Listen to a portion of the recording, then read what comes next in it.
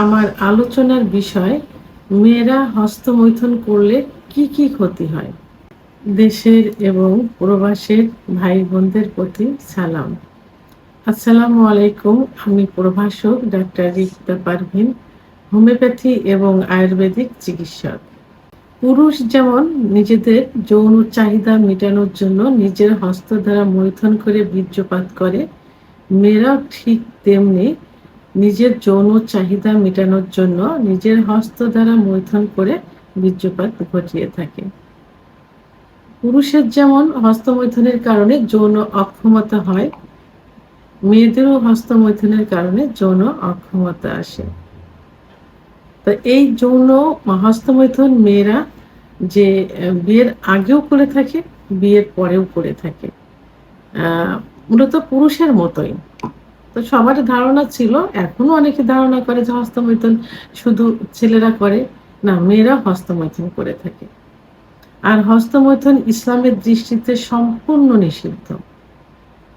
এই জন্য হস্তমৈথুনকে কখনো সাপোর্ট করা যাবে না, হস্তমৈথুন থেকে বিরত থাকতে হবে। তো এখন মেয়েরা যদি হস্তমৈথুন করে থাকে, মেয়েদের যৌন চাহিদা আছে এবং তারা যদি হস্তমৈথুন না করে, মাসে একবার দুবার, মেডিকেল সায়েন্স অনুযায়ী বলছি, তাহলে কিন্তু অতিরিক্ত স্বপ্নদোষ হবে। আর অতিরিক্ত স্বপ্নদোষ এটা সব থেকে বেশি ক্ষতিকর হয়, কারণ পর্যাপ্ত পরিমাণ লিকুইড বের হয়, বীর্য বের হয় এবং ব্রেনের উপরে যেটা ইফেক্ট করে থাকে। এই জন্য হস্তমৈথুন মাসে 1 থেকে 2 বার করা যেতে পারে, সেটা খুবই সতর্কতা অবলম্বন করে করতে হবে। পুরুষেরও যেমন সতর্কতা অবলম্বন করতে হবে, মেয়েদেরও সতর্কতা অবলম্বন করতে হবে। বিশেষ করে হাতের নখগুলো যেন না থাকে, অর্থাৎ চারিগুলো কেটে ফেলতে হবে সুন্দর করে, কোথাও যেন আঘাত না লাগে। এবং যেটা দ্বারা হাতের বিকল্প যেটা দ্বারা করবে, সেটা যেন অত্যন্ত পরিষ্কার পরিচ্ছন্ন হয়, সেখানে যেন জীবাণু আক্রমণ করতে না পারে। এটা আসলে করা যাবেই না। এটা ইসলামের দৃষ্টিতে নিষিদ্ধ, একটা মান সম্মানের একটা বিষয়। কারণ পুরুষ করে একরকম, মেয়েরা করে যদি বুঝতে পারে, তাহলে কিন্তু সমাজে স্বামীর কাছে কারোর কাছে কিন্তু সম্মান থাকবে না, মুখ দেখাতে পারবে না। ছেলেদেরটা অনেকে কিন্তু মেনে নেয়, মেয়েদেরটা কিন্তু একদমই মানা যাবে না। তারপরেও যদি করে থাকে, সেই ক্ষেত্রে আমি সতর্কতা বললাম।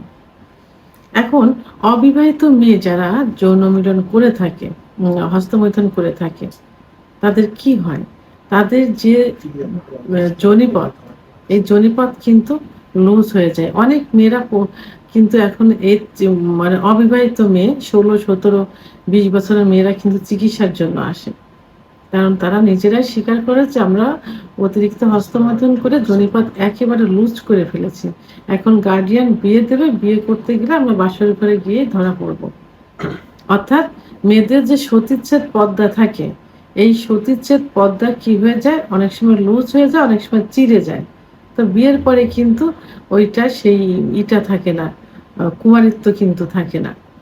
তাহলে এটা হস্তমৈথুনের কারণেই কিন্তু এটা হয়ে থাকে। এখন হস্তমৈথুন করতে গিয়ে দেখা গেল যে যোনিপথের যে ওয়াল থাকে, সেই ওয়ালে কোনো রকম আঘাত লাগলো, হাতের নখ দ্বারা বা চারি দ্বারা আঘাত লাগলো, যে কোনো আঘাত লাগলো, পর্যাপ্ত পরিমাণ রক্তক্ষরণ হবে। তো সেই রক্তক্ষরণে কিন্তু রক্ত শূন্যতা হয়ে যাবে, এদিকে খেয়াল রাখতে হবে। মহিলাদের যৌন উত্তেজনা ওঠানোর জন্য যে প্রধান যে পয়েন্টটা থাকে, ক্লাইটোরিস,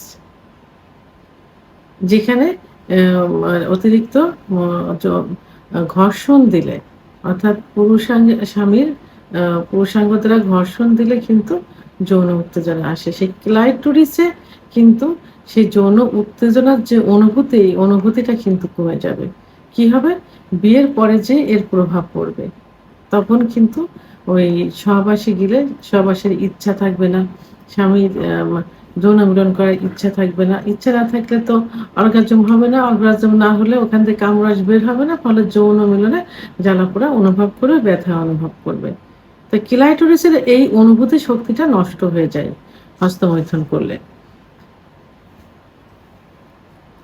অনেক সময় হস্তমৈথুন করতে গিয়ে দেখা যায় যে, যে জীবাণু থাকে যেটা দ্বারা হস্তমৈথুন করে অর্থাৎ নখ দ্বারা হস্তমৈথুন করলে অনেক জীবাণু থাকে। সেই জীবাণুটা জরায়ুর মুখে আ উম আ ইনফেকশন করতে পারে। এর প্রভাবে কিন্তু জরায়ুর মুখে সার্ভিসাইটিস হবে, জরায়ুর ভিতরেও ইনফেকশন হবে। অনেক সময় ক্যান্সারও কিন্তু হয়ে যেতে পারে। এটা অনেক মহিলাদের ক্যান্সার হওয়ার পিছনে অনেক কারণ থাকে। আমরা কিন্তু অনেকে জানতে চাই না বা কেউ জানে না। এই যে হস্তমৈথুন এটা কিন্তু লুকায়িত থাকে। কেউ অনেকেরই ধারণা যে মেয়েরা হস্তমৈথুন করে না। কিন্তু জরায়ু ক্যান্সার হওয়ার পিছনে কিন্তু এই হস্তমৈথুন অনেকটা দায়ী থেকে থাকে। মেয়েরা হস্তমৈথুন করলে পরবর্তীতে বাচ্চা নিতে সমস্যা হবে। কারণ ডিম্বাণুটা সঠিকভাবে নির্গত হবে না বা তৈরি হবে না। কারণ হস্তমৈথুন করলে মাসিক ক্লিয়ার হবে না। কারণ ও তো ইনডাইরেক্ট ভাবে ভিতর থেকে আ আসছে না। কামরস আসছে না বা লিগ্যাল ওয়েতে না বা ওখান থেকে বীর্যপাত লিগ্যাল ওয়েতে হচ্ছে না। যে কারণে কি হবে পিরিয়ডটা ক্লিয়ার হবে না। পিরিয়ড ক্লিয়ার না হলে ওখানে আ ওভারিয়ান সিস্ট হবে, পিসিওএস হবে এবং ওখানে ডিম্বাণু সঠিকভাবে তৈরি হবে না। যে কারণে বন্ধ্যাত্বে পরিণত হবে। আর আ ও হস্তমৈথুন যদি মেয়েদের নেশায় পরিণত হয়ে যায়, ছেলেদের তো একরকম বাইরে থাকে, বন্ধুদের সঙ্গে থাকে, ভিতরে থাকে, একটা রুমের ভিতরে থাকে। আর মহিলারা কিন্তু সংসার করে। তো যদি হস্তমৈথুন নেশা হয়ে যায় তাহলে সংসারের প্রতি কোনো টান থাকে না। কখন স্বামী বাইরে যাবে, কখন শ্বশুর-শাশুড়ি যাবে কি বাবা-মা যাবে, কখন একা একটা সময় পাবো, এই সময়টা খুঁজতে থাকি। যে কারণে ফ্যামিলির সঙ্গে সম্পর্ক নষ্ট হয়। আবার স্বামীর সঙ্গেও সম্পর্ক নষ্ট হয়ে যায়। স্বামী ই আছে, স্বামীকে বাদ দিয়েও সে মৈথুন করে বীর্যপাত ঘটাচ্ছে। এতে স্বামীর সাথে সম্পর্কের অবনতি হবে এবং স্বামী বুঝতে পারলে সংসারে অশান্তি হবে। অনেক সময় কিন্তু ছাড়াছাড়ি হয়ে যায়। স্বামী যদি বুঝতে পারে যে তার ওয়াইফ হস্তমৈথুন করে থাকে। মহিলাদের তলপেটে ব্যথা অনুভব হবে। হস্তমৈথুন করার পরে যেহেতু বীর্যপাতটা কি ভিতরে কামরসটা ওইভাবে আসছে না। যেটা স্বামী-স্ত্রী সহবাস করলে হবে।